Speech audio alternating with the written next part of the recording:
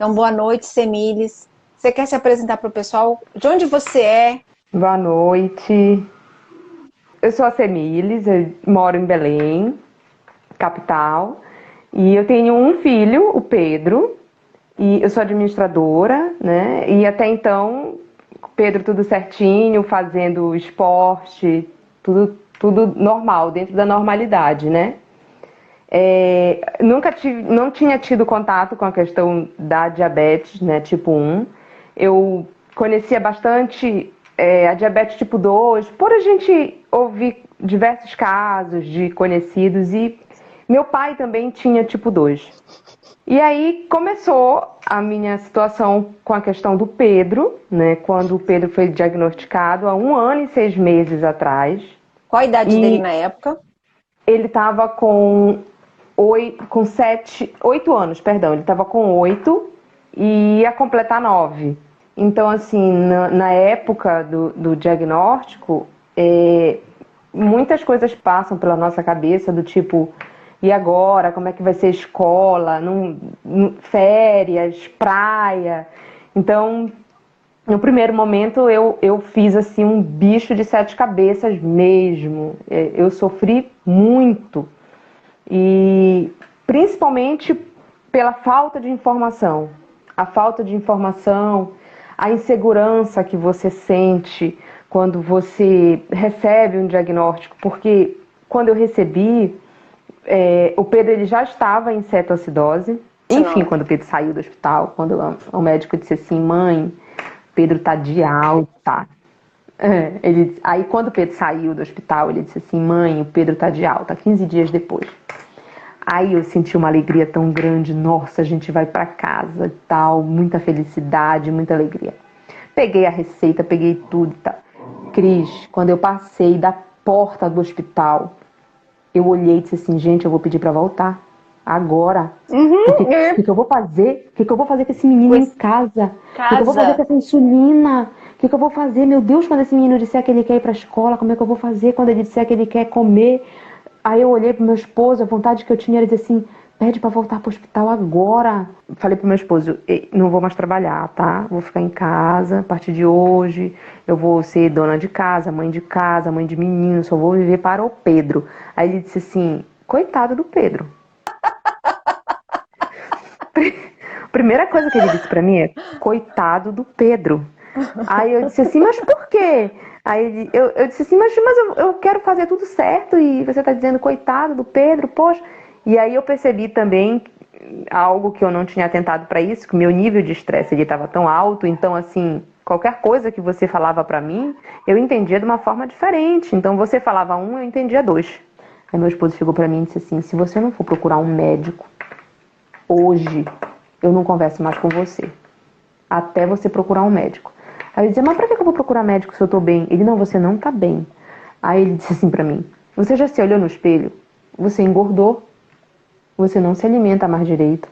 Aí eu fui no médico. Quando eu cheguei, o doutor Rubens me olhou, como a gente já se conhecia e tal, ele já já fazia acompanhamento, mas fazia tempo que eu não ia lá com ele, e me conta por que tu sumiu.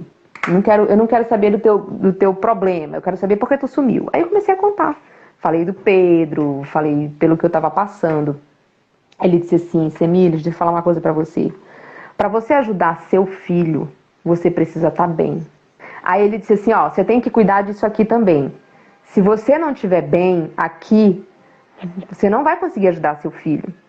E aí ele disse assim, você só vai conseguir ajudar seu filho se você entender sobre diabetes. O mínimo que seja, ele disse. Se você não entender nada, você vai continuar engordando, seu marido vai continuar dizendo pra você que não tá bom, você vai continuar tendo briga dentro de casa, não sei nem por onde começar. Aí ele disse assim, eu vou te dar aqui um Instagram, ele pega aí um papel, uma caneta. Aí ele ainda brincou comigo porque ele disse assim, do jeito que a tua cabeça deve estar uma maravilha, é capaz de tu anotar tudo errado, anota na minha frente. E aí, Cris, quando eu comecei a fazer o curso, que a ficha começou a cair, que eu comecei a entender, e aí eu comecei a perceber que eu não tinha era informação nenhuma, a verdade era essa. E aí as coisas começaram a mudar. As coisas começaram a se tornar leves. porque eu comecei a conversar, eu comecei a poder explicar para o meu esposo o que era que estava acontecendo com o Pedro.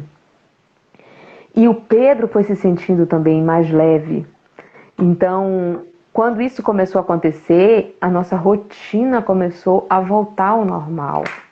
Então, a gente conseguiu já, depois disso a gente já viajou, o Pedro vai para aniversário, o Pedro brinca, o Pedro corre, o Pedro faz natação, o Pedro faz tudo.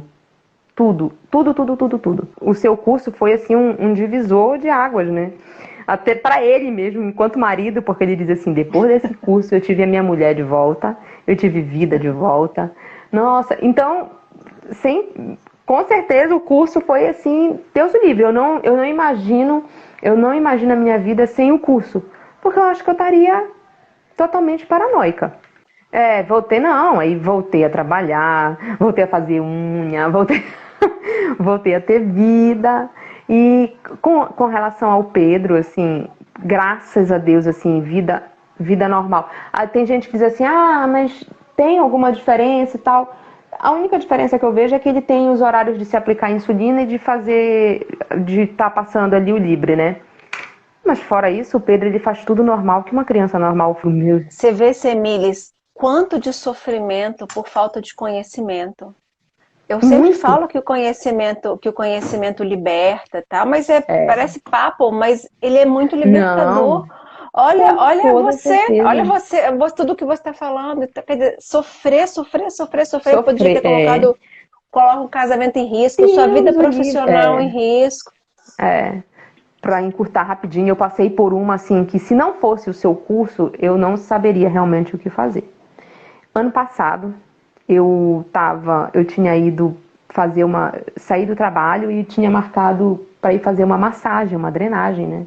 Aí quando eu cheguei em casa, e aí eu disse assim, Pedro, você tá bem? Aí ele olhou para mim e disse, tô.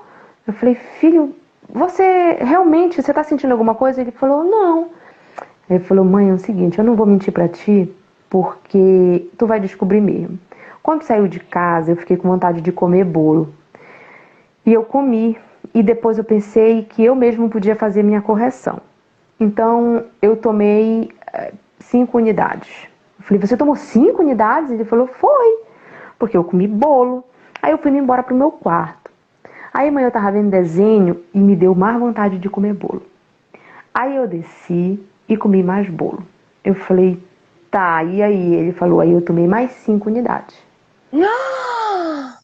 Aí eu falei assim, Pedro, fala pra mim quantas unidades você tomou no total. Ele falou, mãe, no total eu tomei 13,5, porque agora tava muito alto, eu tomei mais 3,5. Aí eu falei, ferrou. Aí ele sentou no sofá e ele disse assim, mãe, eu não tô me sentindo muito bem.